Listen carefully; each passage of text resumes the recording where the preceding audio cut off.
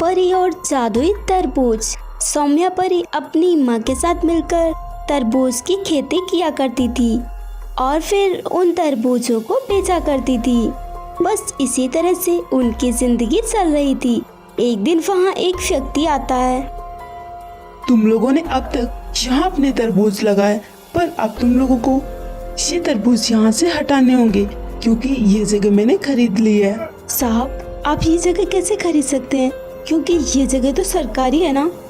अब तुम लोगों को मुझे बताने की जरूरत नहीं है कि क्या सही है और क्या गलत। सारे तरबूज तोड़ लो, वरना मैं ये सारे तरबूजों को बर्बाद कर दूंगा। नहीं, आप ऐसा नहीं कर सकते, हम पुलिस को बुलाएंगे। उसकी चिंता मत करो क्योंकि मैं खुद ही पुलिस को बुलाता हूँ। कुछ देर बाद वहाँ एक पुलिस ऑफिसर आता है। तुम लोगों को ये तरबूज यहाँ से हटाने ही होंगे क्योंकि ये जगह इनकी ही है। अगर अच्छे से समझ जाओ तो तुम लोगों के लिए बेहतर ही होगा।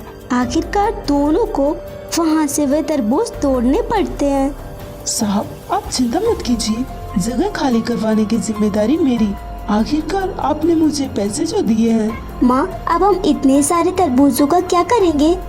ये तो कुछ दिनों में ही खराब हो जाएंगे और फिर इसके अलावा हमारे पास और कोई काम भी तो नहीं है। अब हम क्या करेंगे? पुलिस वाला भी हमारी मदद नहीं करेगा।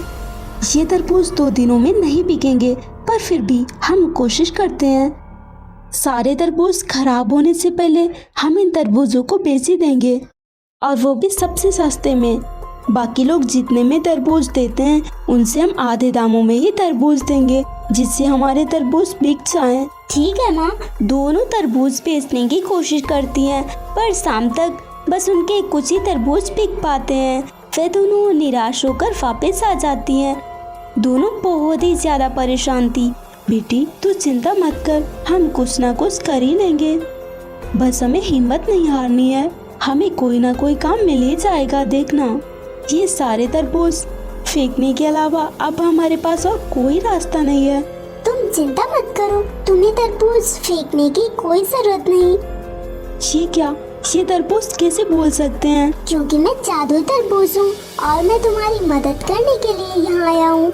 जिसने वो जमीन खरीदी है और वो पुलिस ऑफिसर दोनों ही धोखेबाज हैं। अब वह जमीन तुम्हें कभी वापस नहीं मिलेगी, पर तुम चिंता मत करो, मैं तुम्हारी मदद करूँगा। पर कैसे? अब क्या कर सकते हैं? वह जादुई तरबूज अपनी जादुई शक्तियों से बाकी के सारे तरबूजों को सोने का बना देता है। ये क्या? सोने के तरबूज? सोने के तरबूज तो हमने अपनी जिंदगी में पहली बार देखे हैं। ये सारे तरबूज तुम्हारे हैं और तुम इन्हें बेचकर काफी अमीर हो सकती हो। क्या? इतने सारे तरबूज, और वो भी हमारे लिए? आपका बहुत बहुत धन्यवाद। हमने तो कभी सपने में भी नहीं सोचा था कि कभी हमारे पास सोने के भी तरबूज होंगे। हम आपका ये एहसान कभी नहीं भूलेंगे। फिर वह जादुई तरबूज वहाँ से गायब हो जाता है। सौम्या परी और उसकी माँ उन सोने के तरबूजों को बेचकर काफ़ी अमीर हो जाती हैं और खुशी से रहने लगती हैं। सो फ्रेंड्स, अगर आपको ये कहानी अच्छी लगी हो तो वीडियो को लाइक कीजिए, चैनल को सब्सक्राइब कीजिए और हमें कमेंट करके ज़रूर बताएं कि आपको कहानी कैसी लगी। परी और ज़ॉम्बी की शादी। सनाया परी अपनी माँ और छोटी बहन के साथ रहती थी। वहीं परी लोग के पास में ही एक गुफा थी जिसमें एक ज़ॉम्बी रहता था। परी लोग के लोगों को ये बात पता चली तो उन्होंने गुफा के बाहर एक बड़ा सा पत्थर रख दिया ताकि वे ज़ॉम्बी गुफा से बाहर ना आ सके। पर सनाया परी को इस बारे में कुछ भी पता नहीं था। एक दिन वह उस गुफा के पास से होकर गुजर रही थी, तभी उसे उस गुफा से कुछ अजीब सी आवाज सुनाई देती है। ये आवाज इस गुफा से कैसे आ रही है? गुफा तो बंद है, फिर अंदर कौन हो सकता है? इसे खोलकर देखती हूँ। फिर वह किसी तरह से उस पत्थर को हटाती है। ये तो कितनी अंधेरी गुफा है, अगर इसके अंदर कोई जानवर हुआ तो, पर देखना तो पड़ेगा ही।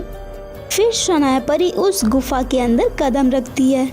धीरे धीरे वह आगे बढ़ती है, तभी उसे वह ज़ॉम्बी दिखाई देता है। ज़ॉम्बी, अगर इसने मुझे काट लिया तो मैं भी एक ज़ॉम्बी बन जाऊंगी। मुझे किसी भी तरह यहाँ से बाहर निकलना ही होगा। फिर सनाया परी वहाँ से जाने लगती है। तभी अचानक उस ज़ॉम्बी की नज़र शनाया परी पर पड़ चुकी थी। कहाँ जा रही है? रुक। मुझे छोड़ दो प्लीज, मुझे जाने दो। मैं एक गरीब परिवार से हूँ। अगर तुमने मुझे ज़ॉम्बी बना दिया तो मेरी माँ और बहन का क्या होगा? प्लीज मुझे जाने दो।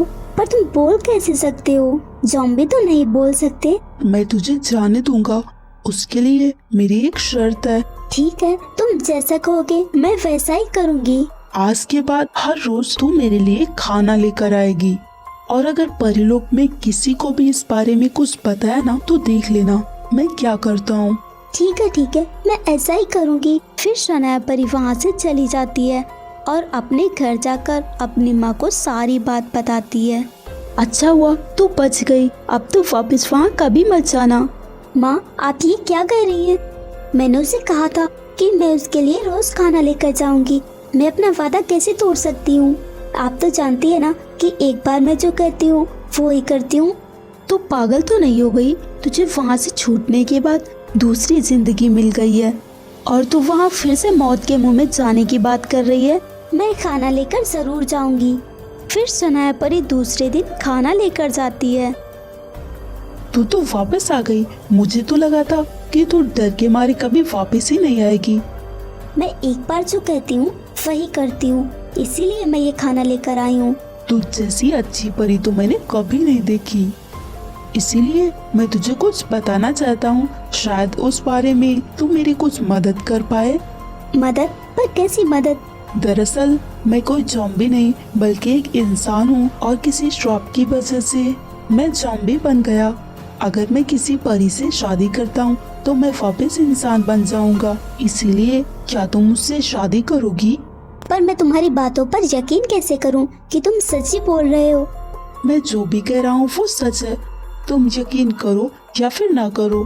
ठीक है, फिर मैं तुम्हारी बातों पर यकीन करती हूँ, इसीलिए मैं शादी के लिए तैयार हूँ।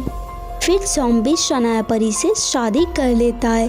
तभी अचानक वह एक इंसान के रूप में बदल जाता है और शनाया परी को धन्यवाद देता है।